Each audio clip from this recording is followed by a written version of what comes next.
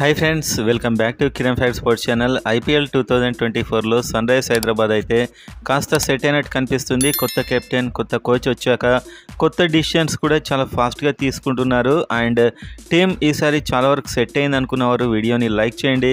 And ఇంకొక player ఎవరు టీంలో ఎంట్రీ ఇస్తే బాగుంటుంది అనుకుంటున్నారు కామెంట్ చేయండి. And IPL and sunrise update కోసం సబ్స్క్రైబ్ చేసుకోండి. సో వీడియోలోకి వెళ్ళినట్లయితే ఈసారి సన్ రైజ్ హైదరాబాద్ చాలా పెద్ద ప్లేయర్స్ని కూడా తీసేస్తున్నారు. రాహుల్ త్రిపాఠి మొదటి కొన్ని మ్యాచ్లు ఫెయిల్ కాగానే అతన్ని పక్కన పెట్టేశారు. ఎందుకంటే పోయిన సీజన్ కూడా ఫెయిల్ అయ్యాడు కాబట్టి అతని ప్లేస్లో వన్ డౌన్లో అభిషేక్ శర్మను పంపారు. అండ్ కొత్త ప్లేయర్ని కూడా తీసుకున్నారు. అండ్ అదేవిధంగా మయాంక్ అగర్వాల్ని కూడా తీసేశారు. అండ్ వాషింగ్టన్ సుందర్ని కూడా పక్కన పెడుతున్నారు. సో ఎవరైతే పర్ఫార్మెన్స్ ఇస్తున్నారో వాళ్ళకు గుర్తింపు లభిస్తుంది. నితీష్ కుమార్ రెడ్డిని తీసుకున్నారు.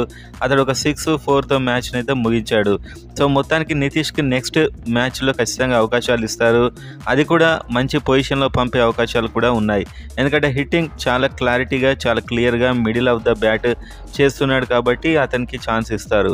అండ్ అదేవిధంగా ఇంకా ఎస్ఆర్హెచ్లో ఇలాంటి ప్లేయర్స్ ఉన్నారు.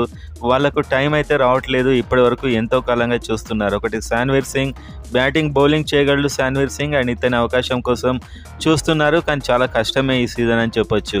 అండ్ ఉపేందర్ యాదవ్ కూడా ఒక వికెట్ కీపర్ బ్యాట్స్మెన్, చాలా సూపర్ బ్యాట్స్మెన్. ఇతను 6లు కొట్టగలడు. కానీ ఇతను కూడా ఛాన్స్ రావడం అనేది చాలా కష్టం ఇప్పుడు ప్రజెంట్ టీంలో. నెంబర్ 3 జాతవేష్ సుబ్రహ్మణ్యం. సో ఇతడికైతే స్పెషాలిటీ ఉంది. హాంకాంగ్ ప్లేయర్ ఇతడు వస్తే విదేశీ ప్లేయర్ అవుతాడు అని చాలామంది కామెంట్ సెక్షన్లో పెడుతున్నారు. అందరికీ ఒక క్లారిటీ ఏంటంటే ఇతడు అసోసియేటివ్ కంట్రీస్, అంటే మనకు ఇతడు వచ్చినా కూడా లోకల్ ప్లేయర్గానే ఇతడు చూడబడతాడు. సో 4 విదేశీ ప్లేయర్స్ కేటగిరీలోకి రాడు. సో ఇతడు స్వదేశీ ప్లేయర్గానే ట్రీట్ అవుతాడు.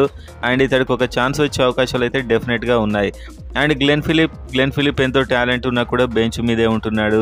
సో ఈ ప్లేయర్స్ అయితే ఎప్పుడెప్పుడు అని వాళ్ళ అవకాశాల కోసం ఎదురు చూస్తూ ఉండి ఉంటారు. ఎందుకంటే ఐపీఎల్లో మెరిస్తేనే ప్రపంచవ్యాప్తంగా గుర్తింపు వస్తుంది.